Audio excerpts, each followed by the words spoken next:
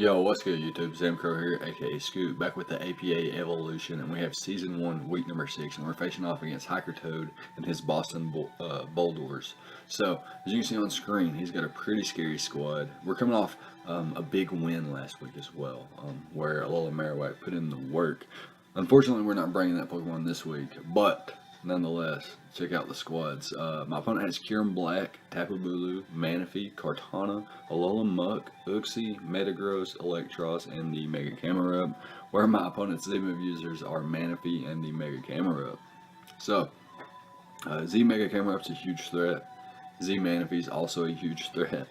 And then my squad's pretty cool too. I have a Zygarde 50%, Mega Diancie, Tangrowth, Crocodile, Slowbro, Miltank, Cobalion, Marowak, Alola Marowak that is, Oricorio, which I have access to all forms, and I've got the Piloswine.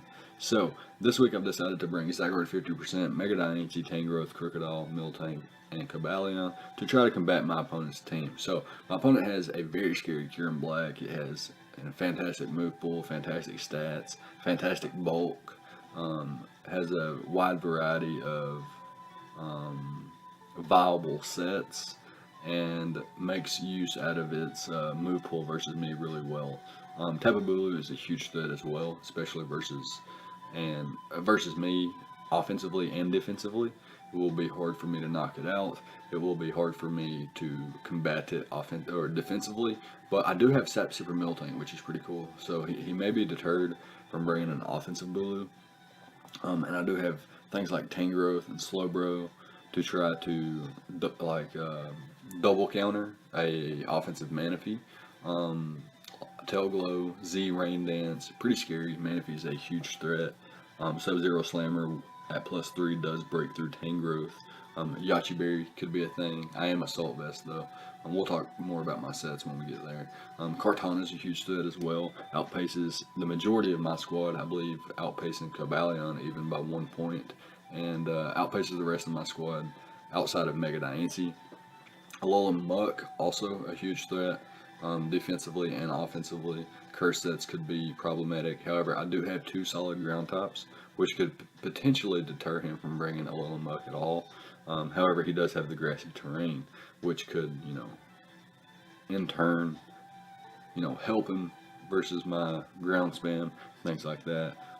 Grassy terrain helps things like Alolan Muck, Metagross, Electros in certain situations, and Mega Camerupt a whole lot. So Uxie's a huge threat as well. Just a huge nuisance defensively. The whole reason I have to bring Crocodile. Metagross, again, both of those 2 Pokemon being fat psychic types, stealth rock setters, and the ability to be very annoying. Both can be setup options as well.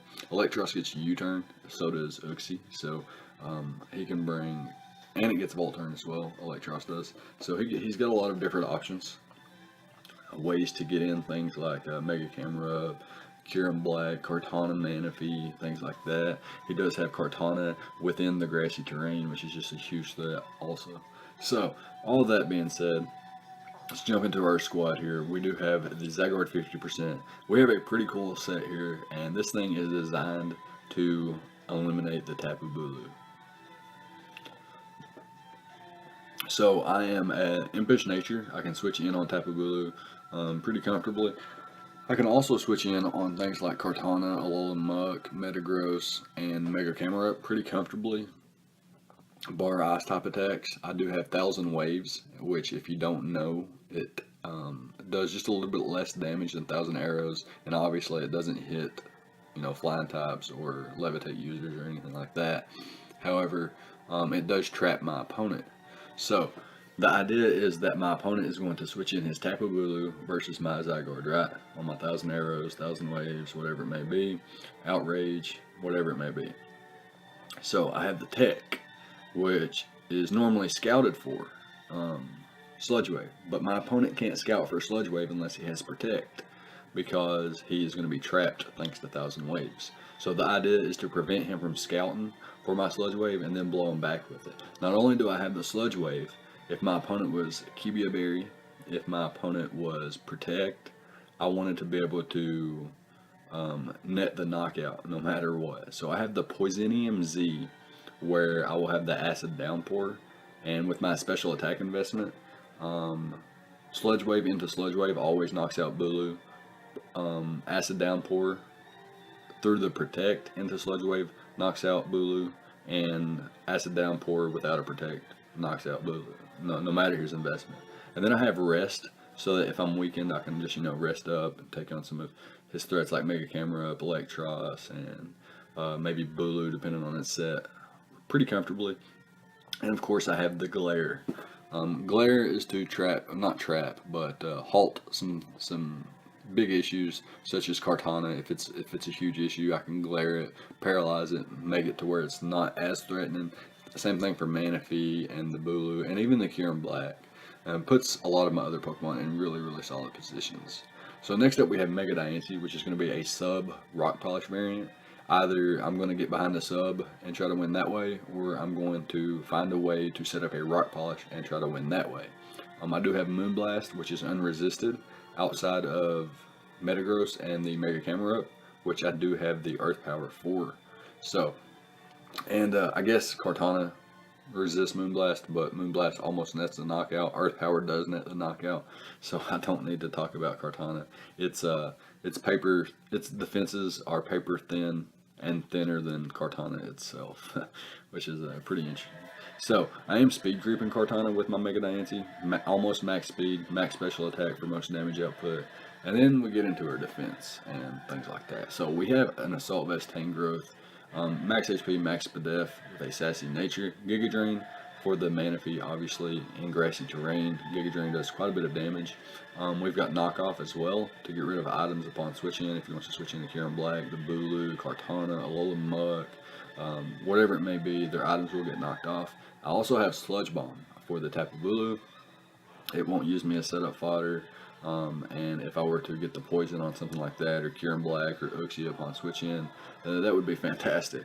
And then I have the Hidden Power Fire for the Kartana, huge threat. Have to have ways to check that thing.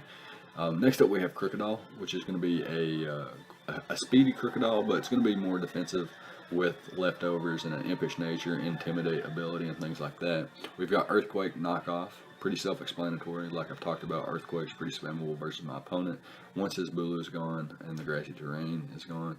Knockoff is really nice to get rid of items. Choice Scarfs on Kartana is really nice to get rid of. If he was to bring a Choice Scarf here in Black, that's nice to get rid of. Pursuit is really nice because if I can weaken something like Uxie or Metagross, things like that, especially Metagross, because I do think he will bring it to try to check my Mega Diancie. So being able to pursue that and get rid of it is really nice. And we also have the Sludge Bomb there, once again for the Tapu Bulu. We want to get rid of that thing if that isn't obvious yet. And next up we have a Chople Berry Miltank. A little bit of speed investment to outpace the Bulu, but that's just about it. The rest is HP and defense investment with an impish nature. We have Body Slam, Fire Punch, Milk Drink, and get ready for it. Are you ready for it? Alright, so we're faster than Bulu, right? And this is for offensive Bulus. Now, the rest of my team has techs for defensive Bulus, but for an offensive Bulu, this was my counter. So I've got a Chople Berry, Sap Sipper, Miltank. So what I'm going to do, if Bulu goes for Swords Dance or Bulk Up or whatever it may be, I'm going to hard switch into my Miltank. And if he's got anything to hit my Miltank with, it's going to be Superpower or some kind of fighting coverage, right? So I've got the Chople Berry. So I'm going to be able to survive any hit, and I can click that Psych Up. Click that Psych Up. Did you hear me? Now, I'm going to be faster too, so I'm going to be able to Psych Up. If he goes for Bulk Up, then I'm going to be able to take the hit even better. If he goes for Swords Dance, then it's a little bit different story, but I'm still going to be able to take the hit. I'm going to be able to Psych Up. I'm going to be able to get his stat changes, and I have the Body Slam, which is his entire team for neutral damage, outside of Kartana and the Metagross, which I have the Fire Punch for. So that's going to be a nice. Hopefully this can, be shown off. This Miltank's a pretty cool set. And next up we've got a Leftovers Cobalion, kind of our Kyurem Black switch in. Being able to outpace that as well with Stealth Rock, Iron Head, Close Combat, and Magnet Rise. So the idea is that, I can get a Magnet Rise up before the Kyurem Black hits me, and then, Ice Beams bounce off, Dragon Claws bounce off, Fusion Bolts bounce off. Earth Power and Hidden Power Fire are his best ways to hit me. I don't think he needs Hidden Power Fire. I think Earth Power is better. as it does damage not only to Mega Diancie, but to also my Cobalion, Alola Marowak, so on and so forth. So that's probably his best set, or best way to hit Cobalion, not hitting Power Fire. I don't think so. And I can Magnet Rise up on that and then start to go to town with Iron Head and Close Combat and things like that. But yeah, that's going to be the squad, and now we can hop into the replay and see how the match went. Alright, so here we are with the replay, and my opponent's chosen to bring the Mega Camera, which has access to Z moves in this match, so it's going to be scary. Mega Camera with Sheer Force and Z moves, just very scary. There's no such thing as a switching.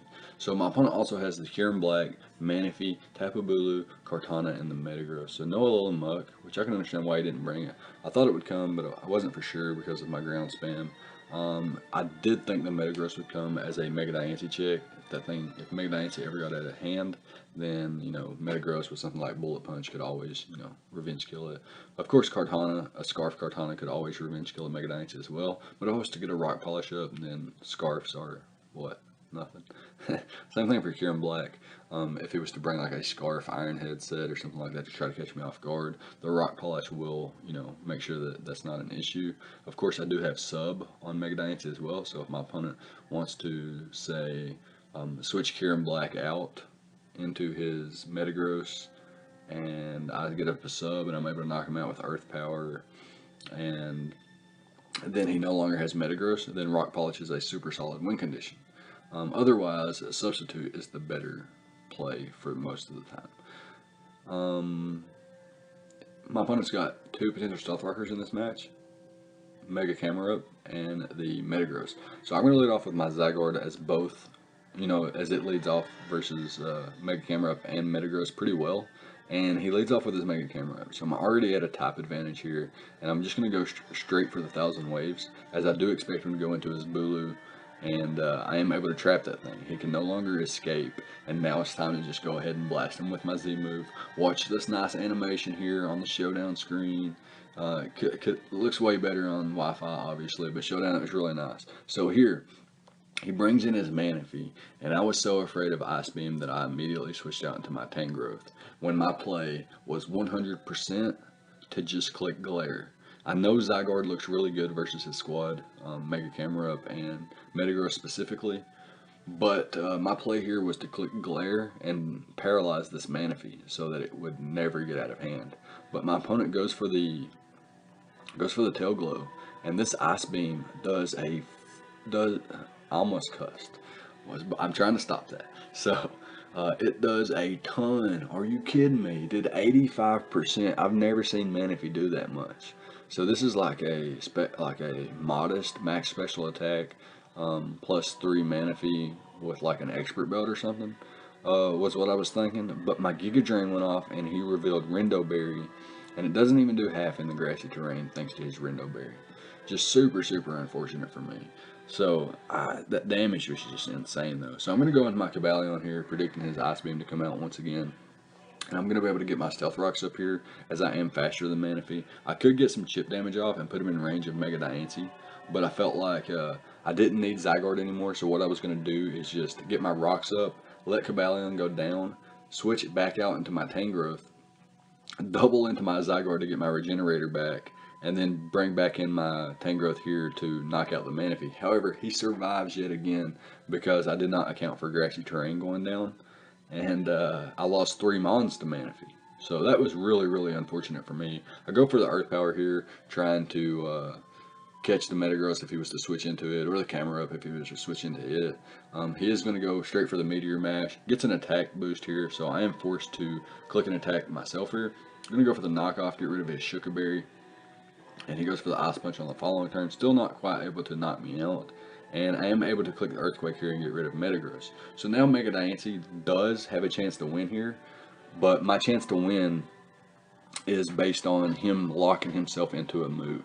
So I don't know if he's actually ever going to position himself to be locked into a quote-unquote bad move here. So his best play right here is to click Smart Strike. It will knock this thing out. It will do more to Miltank, and it will knock out Mega Diancie, obviously. So what I'm going to do is go straight into my Miltank, expecting his Smart Strike, but he goes for the Sacred Sword. So what this does is allows me to just go straight for a, I could milk drink. Yeah, that's what I'm actually going to do, because I'm going to sack Crocodile on the following turn. What I should have done, though, was when he was locked into Secret Sword, I should have went immediately into my Mega Diancie. It wouldn't have mattered, though, because he went immediately into his Mega Camera Up. However, had I not allowed him, had I got a sub up on his Sacred Sword, and then rock polished up or something like that, that could have been a thing. I could have been able to 2-hit KO the Mega Camera Up. He would have broke my sub, though. I'm trying to think of ways that I could have potentially won.